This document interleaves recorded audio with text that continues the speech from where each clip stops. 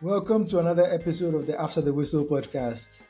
My name is Smiley and I'm joined by Crack and Kawawa himself, the star boy. Charlie, 3 episodes in a row now, we get Kawawa on. Charlie, what's up? Ade, what happened? So we did inside. Crack, what's up? Hey, Kali, last time me and Kawa record together. Actually, that's true because all the recent episodes that we've had Kawawa on, they inside. He pay me say, my Finally, we God, are I know getting the closer to go getting bully out. everybody's game. Let's just start right now because there's a lot to talk about. So we are coming off the back of a very disappointing weekend for the Black Stars. And speaking of the Black Stars, let me just give quick shout outs to Antoine Semenyo, who won our first After the Whistle Player of the Month, Ghanaian Player of the Month. We were doing this for a few years ago. We decided to bring it back. So every month going forward, we'll select a Ghanaian Player of the Month. So yeah, once again, congratulations to Antoine Semenyo. He had a very good month in the Premier League. He scored 2 goals, had 1 assist. It's been an impressive month for him. But yeah, back to the Black Stars. It's been an extremely disappointing international break, which has seen us first lose at home to Angola, which was also our first defeat in Kumasi in almost 30 years. And then we followed that up today with a draw against Niger. And these two results have put us in a very precarious situation. Crack, in case you know, the way they look like, it make like not say we draw, but yeah, we drew with Niger. So that's 2 drop points. Like we dropped points in our first 2 qualifiers for the 2025 AFCON. Now, this is put us in a very tricky situation because in our next 2 games, we are going to be facing Sudan. The reason why this is very tricky is because Sudan is coached by our very own Kwesi Appiah. Now, Kwesi Appiah is somebody who is obviously going to be looking for some form of revenge because, according to many, he's our best manager, or at least our best Ghanaian manager of the 21st century. That's what many people have been saying. So, and he's been doing quite well with Sudan as well. So, at the moment, qualification to the 2025 AFCON is looking very, very shaky. Now, let me start with Kawawa.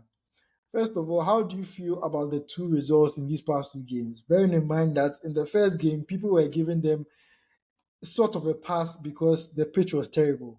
But in Niger, the pitch was very crisp, everything cool. So, how do you feel about the results? I think that initially, I just want to say that I didn't buy the pitch excuse.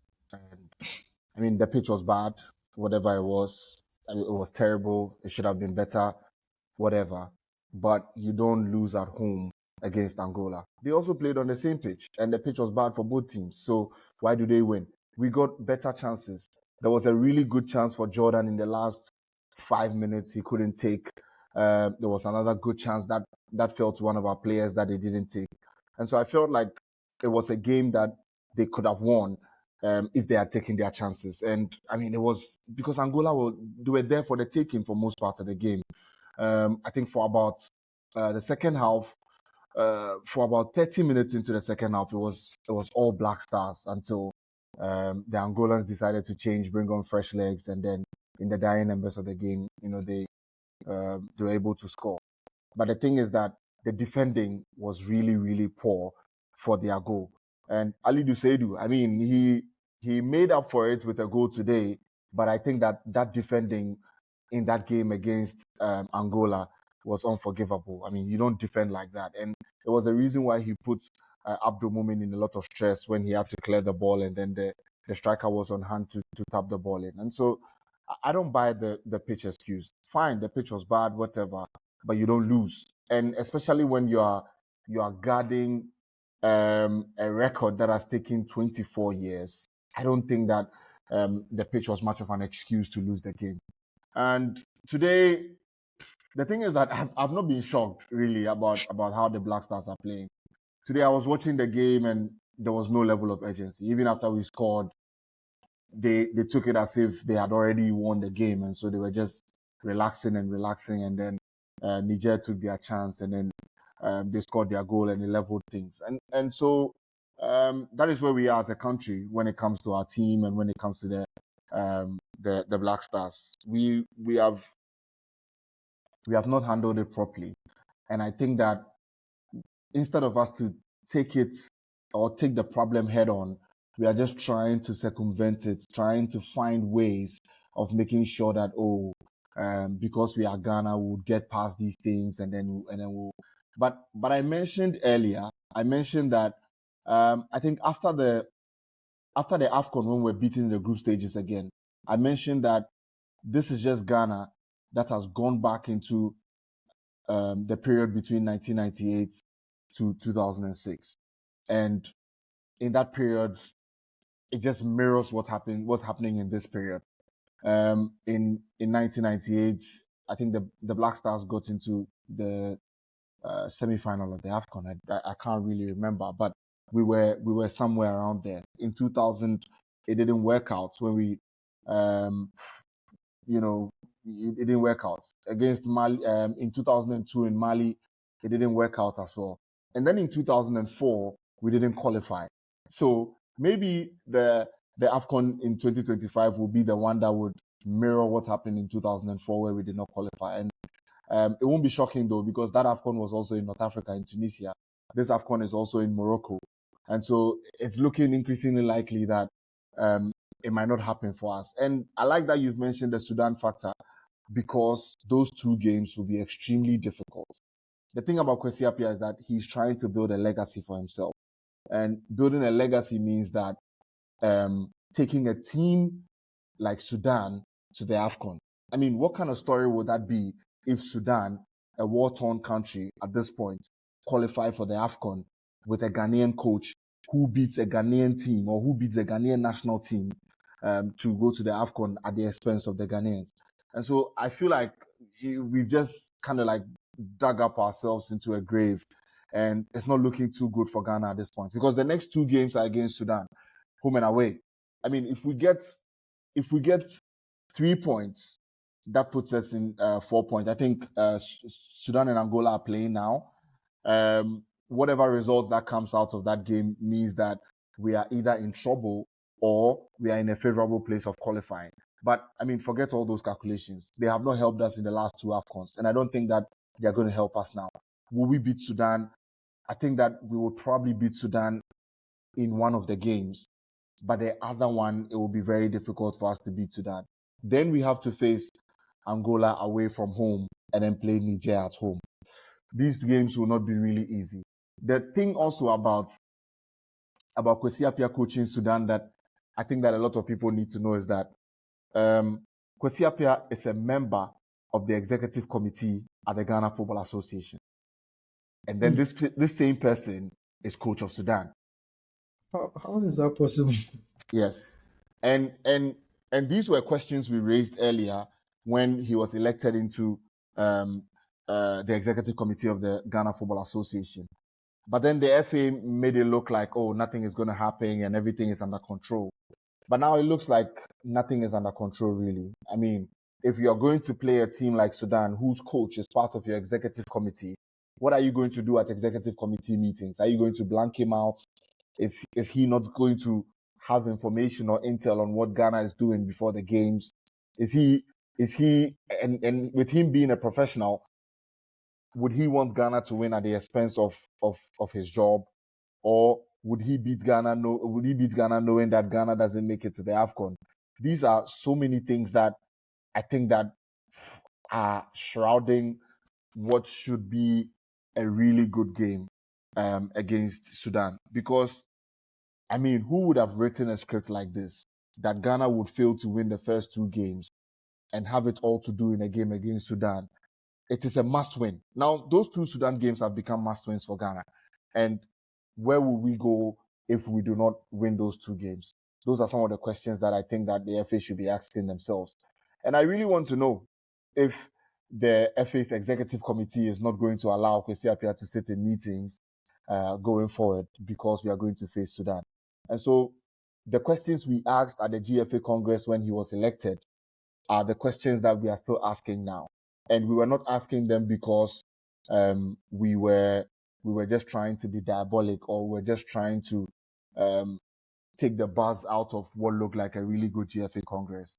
But we're asking because of some of these concerns. Because Kwesi Appiah is a coach. And that was the first thing I asked. He's a coach. He could get a job anytime. And so if he gets a job with a team that we are supposed to play at an AFCON, whatever, what will we do? They didn't answer that question. But now the question is staring us in the face. So that's where we are. I mean, is it possible that they never considered the possibility? Maybe there's been no precedent to a situation like this. So they just assumed that he was never going to face this conflict of interest, because I can't imagine this happening in any serious footballing institution. Yeah. I think they didn't think about it thoroughly. Or even if they thought about it, they didn't think that it was going to happen. But like I said, this is how football works. And sometimes it throws up some of the most unlikeliest matchups that you would ever expect. And that is where the Black Stars find themselves in at the moment. So I really don't know what the FA is going to do going forward. And, is it that they are going, I mean, whatever they are going to do, they need to sort it out properly, because those two Sudan games are must wins. So, Crack, I know Kawa said he's not going to attach too much importance to the quality of the pitch in Baba Yara. But some people say that the type of football Otoado is trying to play is a slick passing football. So you also need a pitch to create that home advantage, because you need the pitch to be good enough to play the style of play that you are trying to play. So what do you think about that result against Angola? Would you also not blame the pitch? Do you think it's a coaching issue? Is it the players? I have a couple of questions to ask. Why? Otoado, is it the first time he's coaching Ghana? Maybe the excuses are giving him is a new coach that we've not seen him before. When we were knocked out of the group stage and the AFCON before last, wasn't he the coach? The AFCON before the World Cup, wasn't he the coach? Or he wasn't the coach? When Comoros knocked us out, wasn't he the coach? No, he just coached at the World Cup. Yeah, but he was on the bench, AFCON. right? Yeah. Wait, at the AFCON? Yeah, the AFCON they knocked us out before the World Cup. Otoado was on the team. Wait, do I remember? Because I think after the World Cup, he went back to Dortmund. Wasn't Milo? After we failed at the AFCON, he came back. Wasn't Milo the coach before the World Cup? Who was the coach before the World Cup? Yeah, Milo was the coach at the AFCON, yeah. Yes, and who was on the bench? Yeah. Otoado wasn't on the bench. I'm coming out. Wasn't Otoado and Derek, what's his name? What's his name? The former, is it Derek? Not Derek. Boateng. Not Derek. He's also called Derek Boateng, right? No, it was George Boateng. George Boateng, sorry. George Boateng. Yeah. Because George Boateng, Otoado, they were all on the team. Otoado worked with Milo. Yeah. Thank he worked you. with Milo on that AFCON. Yeah. And then and we said about the work. It was on this podcast that we said that Otoado it wasn't going to do any miracle with this team. We said it on here when he was appointed. I don't think anybody had anything positive to say, because we saw it, and after the World Cup he left. When he was being selected, there was no due process done. It was done like a back door, like bring my boy in. Nothing was done, no due diligence, nothing. They just brought him in, agreed a deal fast. It's like, that thing where you are asleep, you wake up and a deal has been signed. That's how it came. Everybody was shocked. Like, what is this? And me, I believe finally, as Kawawa said, poor management has caught up to us. I'll always tell you that it is not lack of quality. It is never lack of quality with a Ghanaian team. You can't tell me anytime you have a crop of players performing outside and you can't bring them together to perform, it's never the players. Because you are talking about Isayaku is now in the Premier League. Semenyo is playing well. When was the last time we had a game changer? It's been long. You have Sami Kudus. You still don't know how to use Kudus. You have Partey. But they were using excuses that, Partey no, they want a midfield, so want a midfield be some way, blah, blah, blah. You have him there. What's the excuse now? You have this guy playing, Elijah, right? Elijah was the one playing as a 6. Elisha. The defender that caused the goal, that guy is good. I don't blame him for the goal at all. As I said, as Kawawa said, the cross coming in the box in the first place shouldn't have come. When he cleared the ball too, they were sleeping for the striker to pounce. Let me tell you why I don't even want to blame the pitch. In 2008, we hosted the AFCON. Did you see where the grass was? When anytime Quincy Usuabe got the ball, do you see how he was struggling to run with the ball? Look, I have seen us play on worse pitches. I don't want to blame the pitchers. Well, I don't want to blame the pitchers, but it's a combination of everything. Right now, we've said it. Your name is not going to win you games. Teams are getting better. You don't have the fear factor. They are learning. They are taking time. They are investing in their football. Kawawa, this guy, right? Baba Amando, AFCON, was it 2006, right? Right before the World Cup, right? The one where knocked out of the group stage. Yeah. That Zimbabwe match. The one like kissing got the red card. Look, that's the worst Black Stars I have seen. Like, I've watched them. That was the worst Black Stars to the extent that going into the World Cup, I didn't have hope because I thought we weren't going to do well there. So, like, when you criticize this GFA, they think it's because you don't like them. It is not that. This is the first time I've watched Black Star that I can't say that this guy is not good enough to start. This guy is not that. This guy, because the quality at the back says some no day. Me, I always say we got this guy too late. He came the time he has lost form. The defender were begging him. Salisu. We should have never brought Salisu back. Like, it never goes. So see, I always say that when you beg somebody and he doesn't come, and a nation, people say negative things about you. When you come back and you do one mistake and they insult you, to continue. I have not been impressed with him ever since he came back. I'm like, from the World Cup to now, I have not been impressed. I've even seen worse keepers, but I still don't believe in Atisigi. When I was coming home from work, I think there was traffic, so we had to go somewhere before. And Ghana scored 25th minute, right? In the Niger game. Yeah, today's game. I think it was around the 40th minute. It was shortly before halftime. Shortly around before the halftime, 40th right? Shortly minute. before halftime. Yeah. And then the commentator was like, "Mu shooty keeper na nye, mu shooty keeper na nye. Ya kacha mu say shot our bomb. Me expect say Ghana be winning 10-0." And I looked at the driver. I was like, "Hey, why? Or maybe they are watching something, or is Niger that bad?" Because the way they were confidently say we need 10-0, 5-0, not there. I was like, oh wow, people believe in a team that can score. So me, I was expecting Ghana to win. So that one when you were like, we drew 1-1, I was like, huh? How are you watching a game and expecting us to win by 10 and we end up drawing 1-1? Personally, I'm not going to lie to you. I don't care about Black Stars again. The first game against Angola, I watched only 30 minutes. I watched from the 60th minute to the time they scored the goal. I was like, bro, Otoado doesn't have anything to offer Ghana. And as long as we have these corrupt guys, we will suffer. Because they are not putting us in a better position to win. They are not putting a good structure in place for us to win. They are not employing the right people for us to do better. You can't cut corners. We don't really have experience like we used to.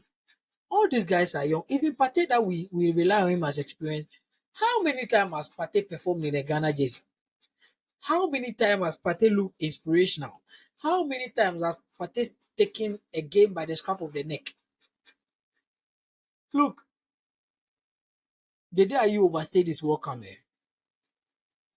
but there are many times that this guy showed leadership quality. Right now, this Black Star team, I'm telling you, we don't have any born leader there. Sometimes it's not just the coach. Sometimes you have a coach on the pitch. I don't see any of them. Because they all do what they want. Isayaku was the first game I was watching Isayaku. The guy was trying to do Rabona at this time when it was 0-0. Are you stupid?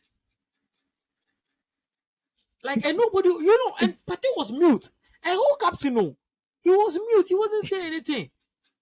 Like, Kudus will try to play some silly one touch passes. Like I said, one touch, 1-2 passes. It doesn't work. Nobody is saying anything. It's like everybody was doing what they want. The most experienced player on the pitch is who? Jordan Ayew. Do you think Jordan? Oh my God.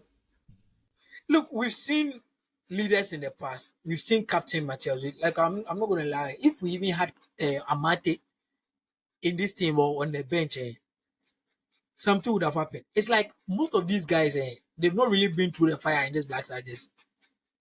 Kudus is a star boy, but Kudus is not even a leader. Kudus needs to be put in his place as well. We don't have that. I watch the game and it's like they're all doing what they want. There is no coaching. It's like we are relying on individual brilliance. I'm telling you, they are talking about slick passing. There's no pattern of play. There is nothing, zero. So me, I don't know what they are trying to make. I mean, the pitch there, we've said it. A week before or so, that's when you're putting manure on the pitch and you were using water tanker to spray it. Right? That's how to manage a pitch. That's how to manage a pitch, eh? That's how to manage a pitch. I don't want to blame the pitch so much. It's not because I've seen them playing on West, but it's everything. So, Charlie, I don't think Ghana right now, people should really give their hearts and mind to them. Like we always say it and we do it, but this time around, they will prevent us. They will not make it. So when they don't make it, nobody will give them their hearts. So that's it. So speaking of doing what they want, one of the biggest criticisms after the game and actually after the past few games is that Kudus in particular is like he's not given any instructions when he comes to play for the Black Stars. So he just does what he wants. If he gets the ball, he won't dribble the whole pitch. Then they leave him make it do what he wants. Do you think the criticism of Kudus for the Black Stars is valid? Make I ask Howard this one. I think that when it comes to Kudus, I don't have any problem with him. The main thing though is that because when you have a player like him who is like the engine room, who is like the person who has to do well for the team to take, you allow him to do certain things on the pitch, and that's just how I see it. That he needs to be. I think that every coach would give Kudus a bit more freedom when it comes to doing things on the pitch the way we want it. And I'm saying this because usually in West Ham when he's playing, because there's like a proper plan around how West Ham would play, they keep him on a certain side of the pitch, and then there are specific instructions that are given to him. Now, when he comes to Ghana, is he a winger when he comes to Ghana? We don't know. Is he a number 10? Is he a false 9? These are things that we don't know. And so and a lot of the times when the Black Stars are losing, he is the only one who has kind of like taken the initiative to make sure that we don't lose. And so when you have a player like him who tries to do everything, in my opinion, you allow him to do a lot of what he wants to do, because the team in itself, number one, is not properly coached. And so the coach doesn't particularly know what he wants from everybody. And that is how disjointed it looks like. And so if Kudus is the only person who has the ability to make things work for you, you leave him and give him that freedom. And I think that that's what he's done. The only problem that I have with Kudus, though, is with the club backs and the fact that, if someone says, you're not good, and then he comes on Twitter to say, this. No, it's very unnecessary. Look, it is very, very unnecessary. At the end of the day, if we don't qualify for AFCON, it is a bigger dent on you than it is on any fan in this country. Because look, if you know Kudus, he is one of the players who really wants to hit the mark. I think Kudus is like one of the first players who has that Abedi mentality in this modern era. Kudus wants to be seen as the best. He wants to be that guy. He wants to be the person that, everybody. He's a legacy player. In 10 years, Kudus wants to hear his name among some of the best players who have ever played for the Black Stars and in Ghana. And if you want to do that, not qualifying for the AFCON in your peak years is a bigger dent on yourself than any Ghanaian who would ever criticize you. So I think that a lot of the focus should not be on the criticism and on the fact that, this guy says I hold on to the... And I think that a lot of the criticism Kudus gets, they haven't even been that very hard-hitting criticism. It's usually, he holds on to the ball too much. He doesn't pass when he has to and all of that. And I think that sometimes, fans will talk. You understand? I think, what game was it? There was a game we won in Kumasi, and then everybody was bashing him for holding on to the ball too much and I thought he had a good game in that game. I thought that there were certain moments where he had to keep the ball a bit more so that the opposition would not attack us and stuff like that. And I felt like he did some really good things. And so in those instances, you don't come out and say you are responding to every tweet and this guy says, I hold on to the ball too much. So then you come and respond, if you can play, come and play. Like, those things are not necessary at this point. Because look, at the end of the day, they are all just fans. And the fans are not ones who are playing for a career that will be remembered in 10 years. A fan's perspective is to support and criticize when things are not going well. You, the player, need the AFCON more than the fan. Because you, as a player who wants to make some name for yourself, you need the World Cup, you need the AFCON. And if you're not playing well in qualifiers, that should take you there. Or if people are criticizing you for not playing well in qualifiers, that should take you there. I think that it is something that should be answered on the pitch. You need to answer the fans on the pitch rather than coming on Twitter and saying, because at the end of the day, if you don't qualify for AFCON, they would insult you even more than they are insulting you now. Now that they think that you're not pushing the ball forward or whatever, they would insult you more if you don't qualify for the AFCON. And at that time, when you don't qualify for the AFCON, whatever clapback you make to the fan, it will not hold water because you didn't qualify. So I don't know why he expends so much energy in trying to answer fans and trying to put fans in their place or whatever. So I think that is a no-no for me. But on the field of play, I think that he does a lot as a footballer to make sure that the Black Stars team. It is just that things are not really going well. The coaching of this Black Stars team has not been the best. I think that Otoado started on a very good foot. He beat Mali in Bamako, and then there were some games I think there was another game that he also put up a really good performance. But those games were some form of like a paper that went over the cracks. And now the cracks are beginning to show. Because if you lose to Angola at home and you draw to Niger away from home, then now we know that there are bigger problems. And it's the reason why these things need to be solved. The FA, Otoado himself, and everybody else around the Black Stars Management Committee should be able to work that out instead of the players trying to clap back and all of that. And then when people like Kudus are clapping back, then people like Ali Duseidu and Salis and what ball do you know how to play that you want to clap back? You know what? It's okay. And adding on to what Carol was saying, right? I totally agree. When you play chaos football, you rely on individual brilliance. And when you have a player talented enough to winning game on his own, he will try and try and try. Some will work, some will not work. And that is Kudus. When you put a system around a good player, they are going to shine. I have seen Bisuma play attacking midfield. I have seen Insu or Insui or whatever his name is come and take Go King in AFCON when he plays right back in his team. I have seen players come. I've seen Mikel Obi played attacking midfield, went to Chelsea, became one of the best DMs around, comes to Nigeria and plays attacking midfield. When it comes to Africa, those things where they go like, you play as a left winger at West Ham or as a right winger, so come and play that position here. No, the quality is not the same. It's totally different. But you just have to maximize the team and the people you have around them. Adding on to what Carl was saying, you are not bigger than Messi. There was a time where Argentines said they shouldn't be called Messi. because when he comes, he can't do anything for them, and he's not fit enough to carry Maradona's touch. Messi goes to the final. He go in and call Messi shots. They blame Messi. Messi doesn't clap back. Ronaldo loses with Argentina. They blame me. Ibrahimovic with Sweden and all those. Look, even Nigeria, they blame Osimhen and all those things. They blame them. So you are not above criticism.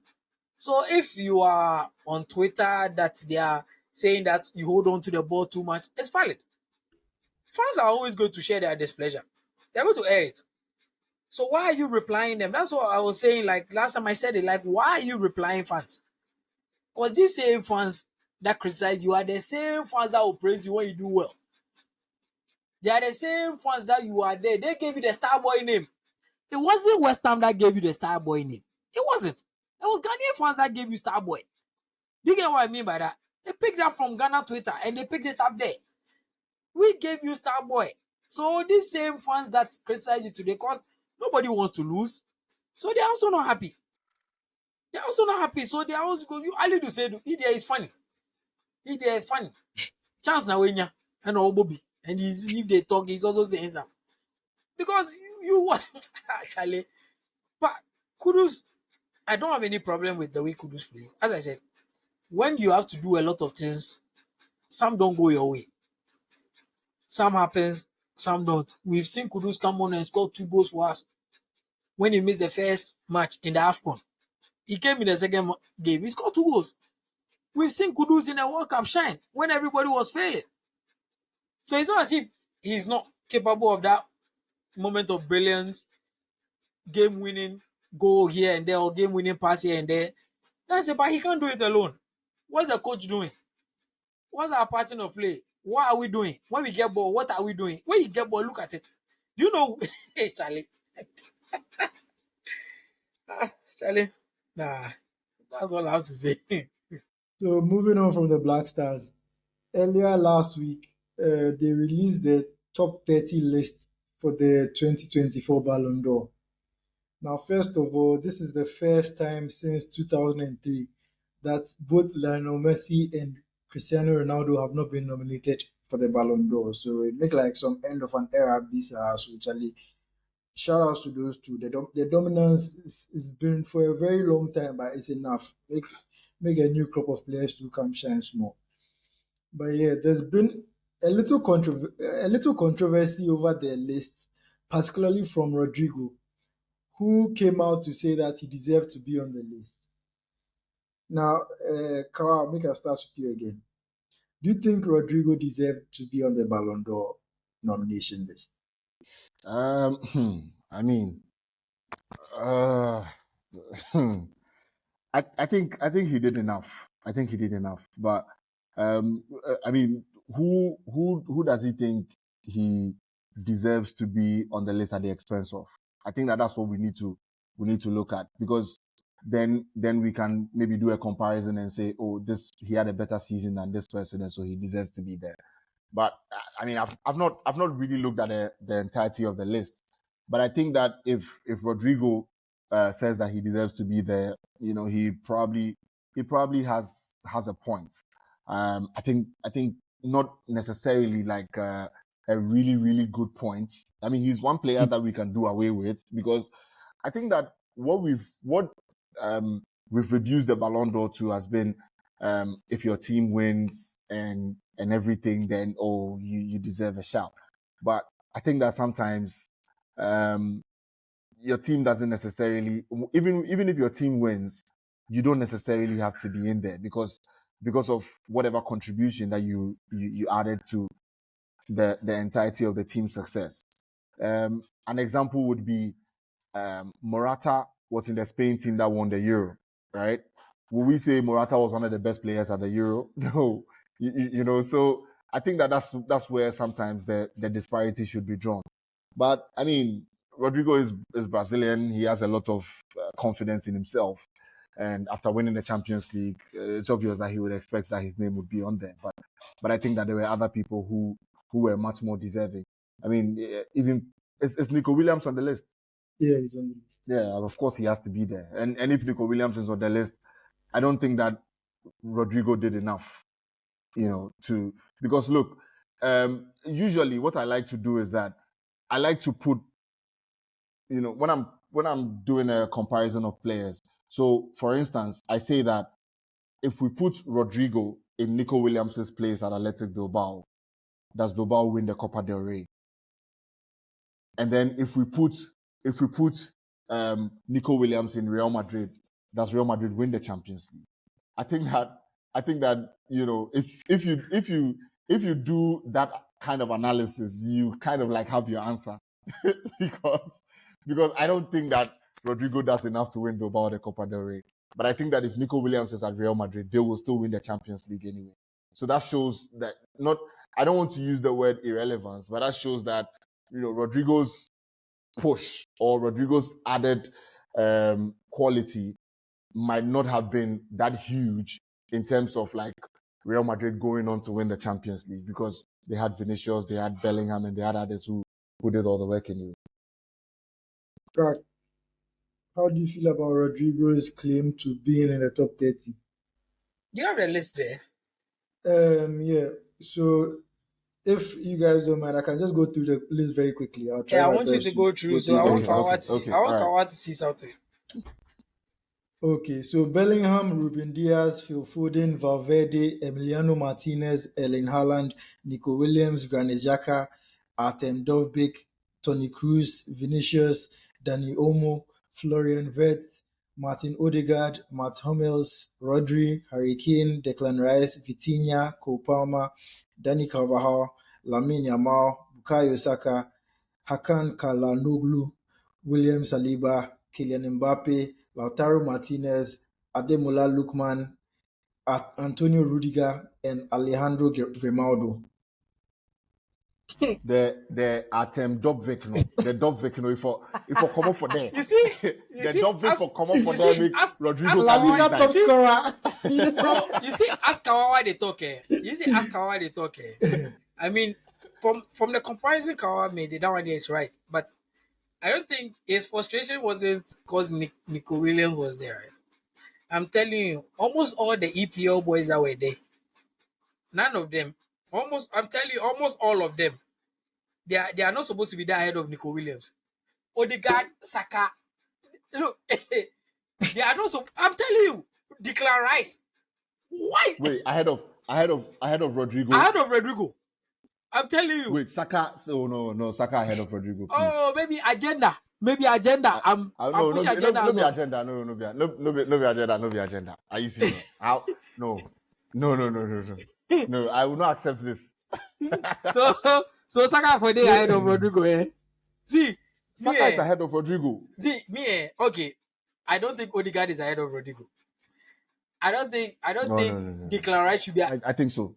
I don't think Declan Rice should be ahead of Rodrygo. Okay, no, Declan Rice, yes. But Odegaard and Saka, they are ahead of. I don't think Ruben Diaz even played enough games to be ahead of Rodrygo, because we saw the number of rotations Pep was doing and the number of important games that Ruben Diaz was on the bench.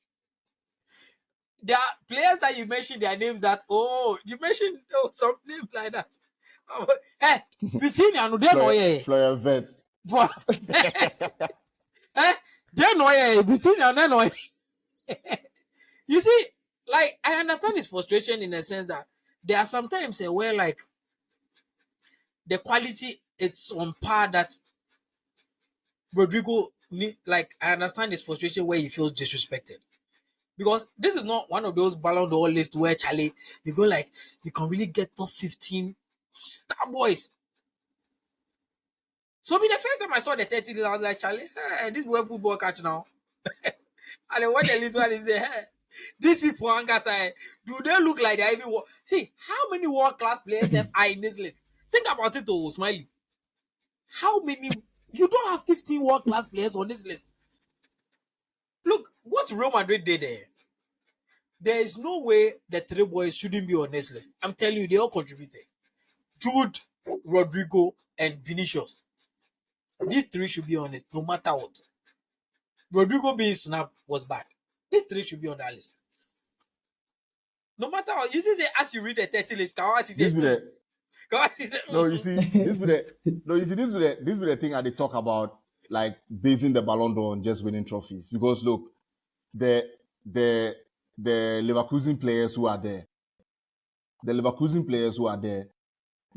I mean, like, bro, like this Grimaldo boy, and you people, no, you see, no, and you people are telling me that in a Ballon d'Or list of like the best 30 players in the world, and this is not about me being a United fan or anything, but you're telling me that Bruno Fernandes doesn't deserve to be in the top 30. we Like, said how? we do Fernandez again, so but tell me, Yeah. like see, How isn't Fernandes one of the best players in the world? How? bro, I don't know, but it this is doesn't one make of the sense, because weakest. This is one of the weakest lists I've ever seen. this Grimaldo, this Grimaldo, oh please, like, you see, winning trophies, you see, that's the thing. But I don't know, but I just feel like maybe they need to have a real look at this Ballon d'Or thing, because trust me, like some players, Grimaldo is a left back, right? Some players the Lewis Hall boy with the Newcastle, the kind left back play, he go play him simple. Lewis Hall go play him for you. It's not better than a Portuguese left back. When the PSG left back, Them all go play him. better. Yeah, exactly. Nuno Mendes. He's He's a better. very good left back, and you see, they go overlook him because his team no go unbeaten. Look, Fine, you see, the team can go unbeaten, but they have won unbeaten because they are a unit. It doesn't mean that we should pick. Yeah, it doesn't mean that we should. You don't need more than 2 Leverkusen players on that. You don't need more than 2 Leverkusen players on that list. Dishonest. Are you serious? It is very dishonest. I think the only Leverkusen player who deserved to get in was maybe Florian Wirtz. That's all. Yeah, the number 10. He's the only person who deserved to. Yeah, he's the only person who deserved to get in. The rest, I mean, like, there is a team unit, team efforts. They've done it. Now, Rodrygo for Vex. I tell you, he for Vex. That's why I talk say. I don't really see the squad. That's why I talk say make Smiley, because I watch what I say. Where Rodrygo did? You know, if you tell me say Real Madrid don't forget Rodrygo, like the 3 front boys for there, they don't forget. But Leverkusen get like 3. Are you serious? It be true. No, this one they be true. Charlie. You see, you don't say Smiley right now. At the build, you see the way last week I built my Haaland case. Right now, at the build one for Foden. I'll be back. See, I build Foden your own. I gather the documents. Don't worry, I'll be back. You be like you build your own case because it's fun for England. See, Charlie, don't worry, I'll be back. No good. This season, no good. And you see, Smiley. Yeah, because here we did. How many City players are on there? 3, right?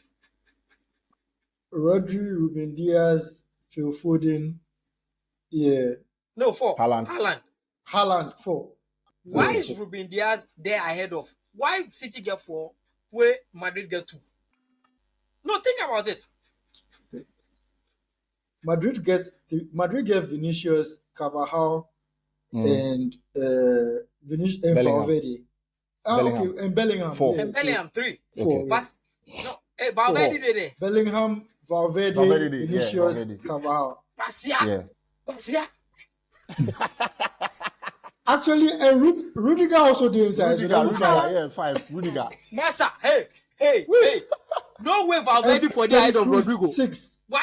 Tony Cruz today is at 6. What is Tony Cruz doing there? What is Tony Cruz doing there? You see, this is what I'm saying. Like, there is no way Rodrygo shouldn't be on this list. And his gripe has been proven again. The way Bellingham go post the top 3 way they no post time the other time. He feels disrespected. And I understand it. And I understand his frustration because, bro, like last season, the guy was coming in clutch. The guy was being asked to come from the bench, start anything. He not get complained, but he comes, scores, plays his part. You understand? He's those kind, but you can't have Valverde. What Valverde do for club and come Charlie? See, what? I understand. Kabaya won the Euro, so media are not getting anything to talk. Yeah. Rudiger too was awesome, but what could Tony Cruz do for that? I agree. I agree. Maybe them give him respect. Tony Cruz's name is there out of respect. I'm telling you, like that's the only reason why he's there. He wasn't better than Rodrygo last season for Real Madrid because how many 90 minutes game did Tony Cruz have complete? How many 90 minutes game? No, think about it. When he was getting tougher, he was benched for. Then they bring this guy in Rastaman. What be Kamavinga. Kamavinga? They will take Cruz off, bring Kamavinga, and bring Modric in. You understand? Or sometimes Cruz will come for it. So me, Rodrygo, he has every chance because Rodrygo is better than 15 players on this list. I'm telling you, and he performed better than almost 15 players on this list. Charlie, but I don't know, but the Ballon d'Or. So the Ballon d'Or, what did they watch? Like, if you say then they watch quality of football or the number of goals. Because if I select Ballon d'Or, like Haaland no go dey inside. that one there, it be facts. Because if the boy, if you don't know play, how do you want to be selected as one of the best footballers in the world? Because you are scoring goals. The Ballon d'Or, I won't understand how they pick. You know, maybe my Haaland bias they show. But I won't see. But to be frank, this Dobvig guy, whatever. Now let's go back to striker. To score the most goals out of that place be great. But actually, like, what if it's a flash in the pan? What if it's just a one season thing? Like what happened to Luka Jovic and those players? Like that. What's that guy's name? Piatek. What if it's one of those? What if it's one of those seasons? You know, so I don't know, but like it doesn't sit well with me. As I was saying, this is the most mediocre list I've ever seen. Ever since they started doing Ballon d'Or, I'm not going to lie to you. Like, I say this list not get 6 world class players. If you say world class, how many world class players did this list up? Did they make I stand down to? Okay, we go get 10. 10 out of 30. Are you serious? Most of them will be world class, one hit wonders and all those things. Like, but last season, like I said, Haaland's last season wasn't really anything to write home about. Think about it. Like Haaland's last season, he scored a lot of goals in a couple of matches. Last and the big matches. I was injured for like 2 months. Mm-hmm. And then when he came back to some of the big matches before going and since it wasn't really performing. United wasn't a big match last season, so yeah. Charlie, so that hasn't Smiley, quick updates. Angola, Sudan 1-1 at this moment. 1-1. Yeah. So as things stand right now, we could still qualify. I mean, if we beat Sudan. If we beat Sudan, that'd be very big. But it's just 64 minutes and it's 1-1. So the if big pass. What we see. The big pass. The if big pass. You lost to Angola. So to Kawa's question about the Ballon d'Or criteria, I think it'd be Messi and Ronaldo way then distorts the whole thing. Because previously, it wasn't even about whether you win. Right now, it's like if you win Champions League, then you win some international trophy. And it's Ronaldo and Messi who spoils the whole thing. Because it's like, because the two of them were always performing at optimum levels, it became a case of just trying to find a small advantage that one has over the other. So maybe the two of them score 50 goals each. Then one of them win Champions League. Then you just take him. So it became sort of the criteria that, okay, the person who will win Champions League for the my side, we will take him. Then if none of them win Champions League, then we will take the person where he win the most trophies. And that's what has distorted the whole thing. Because the time Owen win Ballon d'Or, he take Europa League and things win now. Bro. In this modern day, nobody's going to be winning the Ballon d'Or out of Europa. I don't think it's possible anymore. But it should be possible. It should be possible. It should go back to how it was before. Because those two, we shouldn't use them as the standard. I mean, right now, it should be possible that someone wins the Conference League and because of how well they did in the Conference League, they get a Ballon d'Or shout. But I don't know. But the Conference League leading goal scorer, I mean, name not the inside. No. You see? But Lookman Days, because he scored a hat-trick in the Europa final. I know. He deserves to be there. He had a good AFCON. But why say the Conference League top scorer no did it? I'm not gonna lie, I don't even know who will be the conference league top scorer. Maybe if it be Oli Watkins or something. Oh no. I check, make I check. No. Either Turkey or something like this. The team will win the conference league. Hey, Olympiacos. Conference, it was Olympiacos. Yeah, Olympiacos. the striker. What be name? El Kabi. El Kabi. Why is he not there? El Kabi. Why is he not there? You know, no, like he was scoring from the knockout stages to the finals. So such a performance we've seen. Like, so why is his name not there? What be Ruben the essence? What they do for that? No, so the players and then what they do, because you're supposed to reward such people that are not known, that do this. They knocked out big teams. You understand? They played well. Nobody nobody tipped Olympiacos to win. Nobody said that. But the guy alone carried them, scoring 98th minute goal, going to extra time and scoring winning goals, scoring hat tricks back to back. You understand? The guy scored like 10 or 11 goals or something in the conference. So why is he not there? Yeah, 11 goals, yeah. 11 in 9 games. And you understand why is he not there? Good. Yeah. You understand why is he not there? This be the things we they talk about. Like, I mean, why? Charlie. You know, on this, I've always had the opinion that the Ballon d'Or, FIFA Player of the Year, all of those things, the best people to do their selection are the journalists. You know, previously the Ballon d'Or was the journalists alone voting. Then they did the merger and became coaches and players and all those things. And now I think it's now still split between the players and whatever. But I think the players is more of a popularity contest for them because players just go vote for who they know, and that's why Messi won Ballon d'Or last year after just scoring 6 goals in Ligue 1. And people were saying it's because he won the World Cup in 2002. Something happened 2 years ago. Then take even long after that criteria period had passed. And that's why I believe that the journalists are the best people to select, because the journalists, at least, they are more well-read. They watch more games than the players. The players don't watch ball as much as people think they do. It be true. No, they don't. Play ball don't mean say you know ball like they that. Don't. They don't. The journalists are the ones who do their research. They watch plenty leagues. They follow a lot of statistics and all that. So, that be something where me have always supported. That there are players that know about seat. other players when they are only being briefed and when they are only facing them. You know, or when they are using them on FIFA. I'm telling you, like, I've watched enough interviews and things to know that players don't even know about other players like that.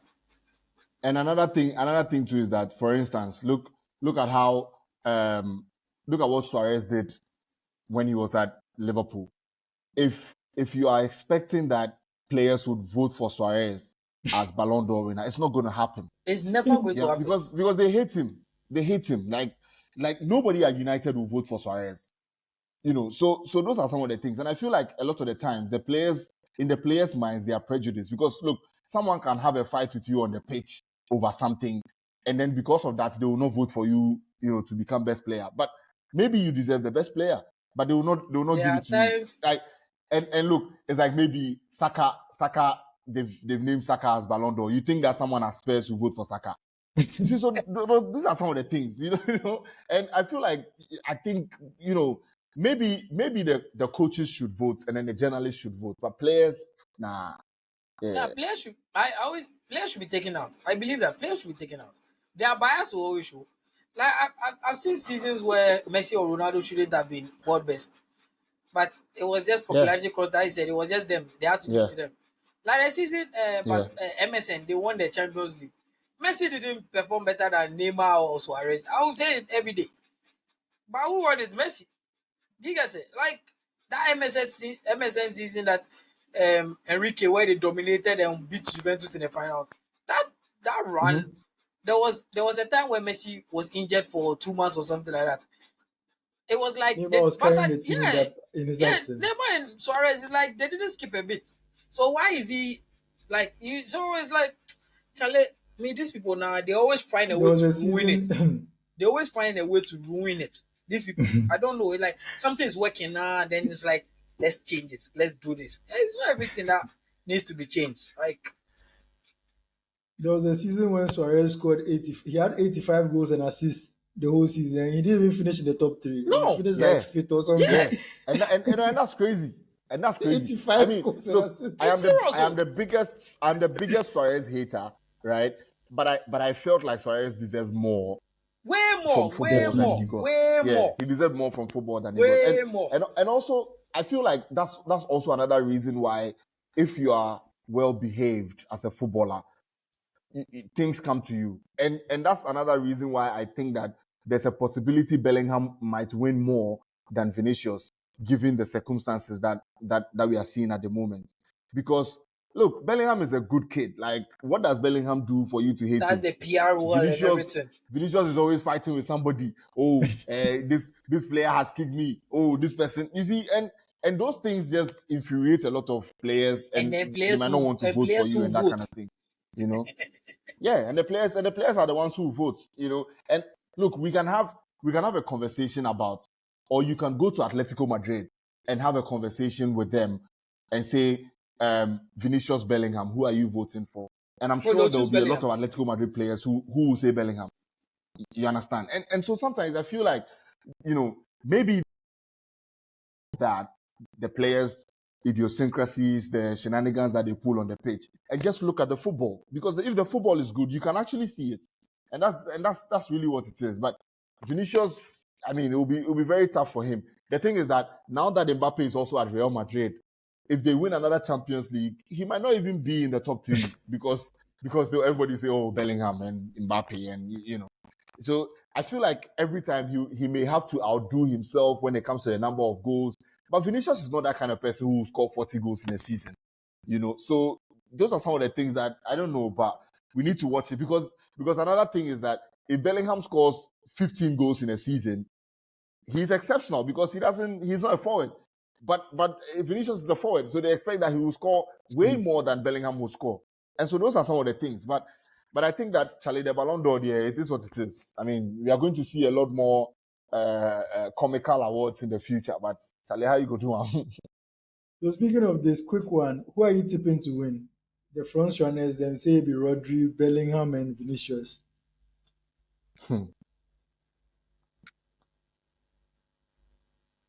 I mean, if I was voting, I would vote for Vinicius. So yeah.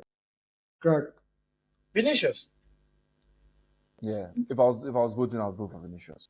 I'm also tipping Vinicius. Yeah, Vinicius, Rodri, Bellingham. That's how I would vote. Yeah.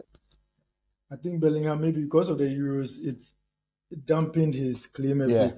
Yeah. If he had a very decent Euros, at least like he would get inside, but yeah. So anyway, And I before think we wrap this up, the Euros, they didn't put him in the place to. I always say it. They didn't put him in a better place to shine. That left wing they made him entire play was nonsense.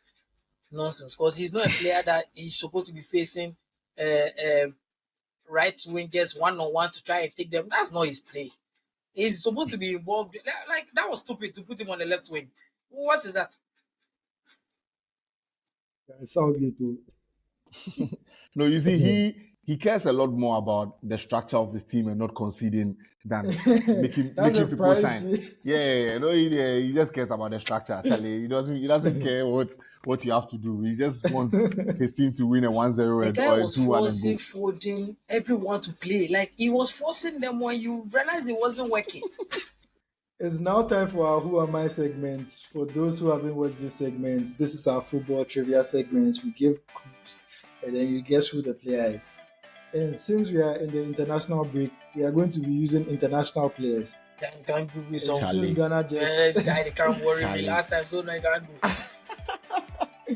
Since Black Stars too, they come shake with well, which they come shake them well with some Black Stars players. So I'm going to start with Crack for this one.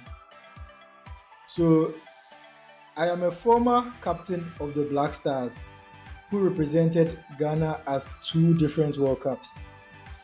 I played in Italy, France, and England.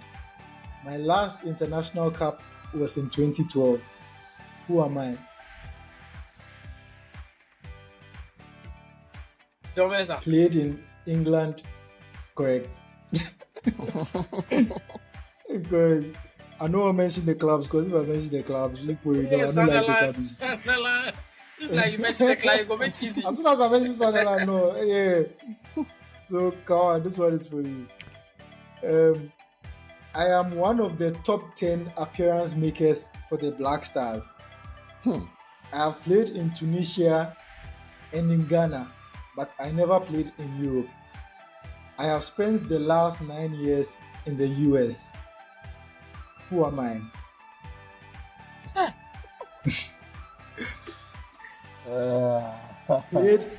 Played in Tunisia and in the Ghanaian league. Spent the last 9 years playing in the US, where I'm still actively playing. Last 9 years playing in the US. Yes. Okay, last 9 years playing in the US. Who's playing in the US in the last 9 years? Last 9 years. Top 10 appearance makers for the Black Stars. The top 10, Dede, Jordan, Asamoah, John Pencil. You get the small. Is he a defender? Yeah, he's a defender. Defender. Last 9 years in because the Ghanaian players who have stayed abroad in the US league longest, Jonathan Mensah or Arisiafo. No. Harrison. Yeah, because if you don't do it, they check for that one. Yeah. Harrison, that was the answer. Harrison, that was the answer. He never played in Europe. And that's serious, oh. That's crazy. So, make I give one bonus question. This one, the first person to answer. So, I am the all-time top scorer in the UEFA Nations League with 15 goals. I have played for Anderlecht, Partizan Belgrade, and Newcastle. Who am I? All-time top scorer in the UEFA Nations League. Yeah, who the hell cares about UEFA Nations League? Sorry, I don't know.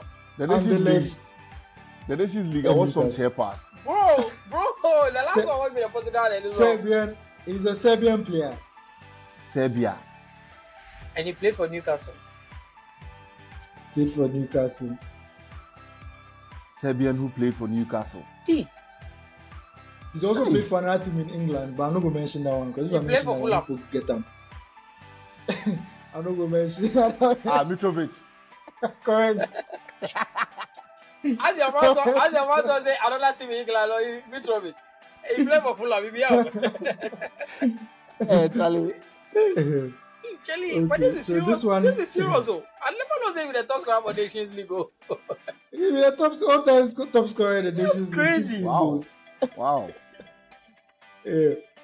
So Another final thing one. Haaland doesn't have. Don't worry. But I remember you, Haaland then number 2, 1 goal behind, so he goes. Please. Hey. It's not him. Actually, the agenda be solid. Anyway, final one. This one be for the listeners. But wait, but before you ask that question, Yeah. but this is serious. That Denmark team, no be trash. I say Denmark. Norway. That Norway team no be trash. Where Haaland no fit take them Actually, go World Cup or Euros. and get Odegaard, Are you and get serious? Sanderberg. The team will actually be very solid team. They don't get excuse. Like at the very least, if Georgia they fit go Euros. Charlie, He says this one day. Go, what did they talk? Charlie, Yeah, you not be. they don't get excuse. Maybe they wait for Ole make you come coach them. Maybe they go. All right. They give him the call. So this one they go to the viewers. So I am the Dutch player with the most appearances in the UEFA Nations League of all time. I played for Ajax and I currently play for a team in Spain. Who am I? So for the listeners, if you know the answer, just comment in the YouTube comments, or you can reply to our Twitter page, comment in the Instagram, TikTok, wherever. So we've come to the end of this episode. Charlie, guys, thank you for joining us for this one. If you haven't done this already, please follow us on our social media pages. On Twitter, Instagram is ATW Podcast GCR. On TikTok, it's AfterTheWhistle. YouTube, the YouTube, Charlie, try and subscribe to the YouTube. Like, share, comment, whatever it is. The YouTube is picking up small. So yeah, we appreciate it. Yeah, Keep Charlie. on subscribing, keep on watching, keep on sharing. Crack Kawawa Charlie, guys, thank you. Kawawa, right now they be like we get some lucky streak. And for Oh, those who don't Charlie. know, earlier this last week, Kawawa announced that he was leaving TV3 after 10 years. Is it 10 years? A lot of Oh, you were 9 heartbroken. years. 9 years. 9 years. Yeah, 9 Yeah, years. a lot of 9 people were years. heartbroken. Charlie, we Charlie. don't know what will be the next move. I don't know. You know, give we hints too. So we get here. We just wait, see where he go next. Me, all I go talk is say just know say the next move Fabrizio and Gaza will go announce them. Hey, Charlie. So we dey wait for the here we go. Hopefully we go here very soon. Oh, know here where we what lie. the next And move. here we lie. We did. Wherever he end up for, you don't say we dey follow him go there. So Charlie. Sharp. Anyway, Sharp. guys, thank you again for joining us on this one. And as always, ATW dominates the conversation. This has been a Gold Coast Reports production. Catch up on episodes and discover more shows from our network on listentogcr.live.